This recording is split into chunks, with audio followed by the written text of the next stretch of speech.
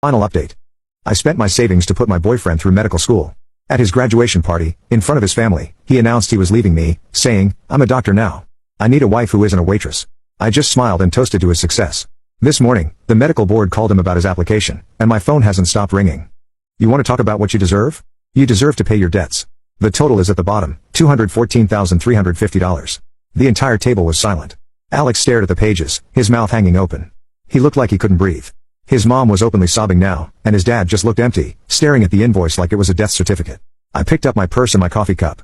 "I think we're done here," I said. I looked right at Robert. "I expect to be contacted about a payment plan. Otherwise, my next meeting will be with an actual lawyer, not a pretend one." I turned and walked away. I could feel every eye in the restaurant on me. I walked right up to the front counter, put my apron on, and said to my manager, "Okay, I'm ready for my shift." He just looked at me with this huge smile and said, "You are a rock star." Walking away from that table, leaving them in the middle of the mess they had created, felt better than any graduation ever could. Final update. Hey everyone, it's been about 6 months since my last update, and I think it's finally time to close the book on this whole saga. So much has happened, and almost all of it is good. First, the official fallout for Alex. About a month after the showdown at the restaurant, Chloe texted me. She sent me a screenshot of an official notice from the university's Student Affairs office. They had concluded their investigation and found Alex guilty on all counts of academic fraud. His medical degree was officially and permanently revoked. A few weeks after that, the state licensing board released its own decision, which was public record. His application for a medical license was denied with prejudice, meaning he is permanently barred from ever practicing medicine in this state. He's not a doctor. He'll never be a doctor. All of that sacrifice, all of his lies and cheating, it was all for nothing. Now for the money. About 2 weeks after the restaurant meeting, a courier showed up at my apartment. He had a big, important-looking envelope from Robert Hartman's law firm. Inside was a cashier's check for the full $214,350. I just stared at it for probably 10 minutes. It wasn't just a piece of paper. It was my freedom. It was my 20s back. It was every double shift, every skipped meal, every tear I cried, all rolled up into one beautiful, crisp check. I didn't even cry.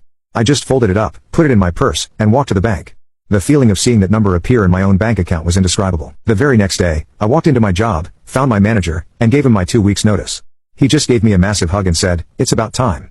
On my last day, the entire staff threw a surprise party for me. They all pitched in and bought me a beautiful set of professional chef's knives. My friend Sarah gave a little speech about how proud she was of me for finally choosing myself. I definitely cried then, but they were happy tears. It was the perfect goodbye to a life that was no longer mine. So, what did I do with the money? The first thing I did was call my dentist and get my tooth fixed. Best $1,000 I ever spent. After that, I did exactly what I said I was going to do. I applied to the best culinary institute in the state. I used a chunk of the money to pay the entire tuition up front. No loans, no budgets, no stress. My first day of class was terrifying and amazing. I was surrounded by people who were all there because they loved food. The work was intense, way harder than I ever imagined. We worked 12-hour days learning everything from butchering a chicken to making a perfect hollandaise sauce. But I loved every single second of it. The long hours didn't kill me. They fueled me. Because this time, the work was for me.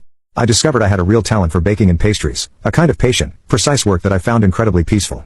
My old life was about running around serving other people's creations. My new life was about creating something beautiful with my own 2 hands. I graduated at the top of my class 2 months ago. And then I started looking for a space. I spent weeks searching for the perfect spot, and I finally found it. It's a small, sunny corner shop in a great neighborhood right on a busy street. Last week, I signed the lease. My lawyer, a real one that I hired myself, looked over the whole thing. I'm standing in that empty space right now. The walls are still bare and it smells like fresh paint. But if I close my eyes, I can see it.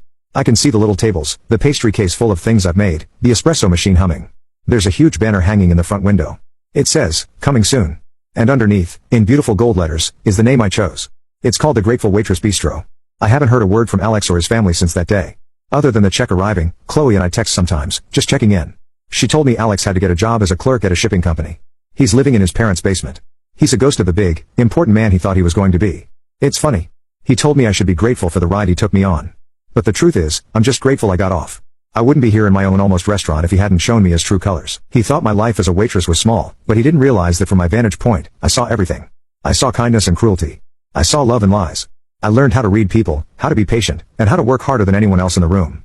He thought my job was a weakness, but in the end, it was my superpower. Thank you all again for being on this journey with me. The next time you hear from me, it will hopefully be with an invitation to the grand opening.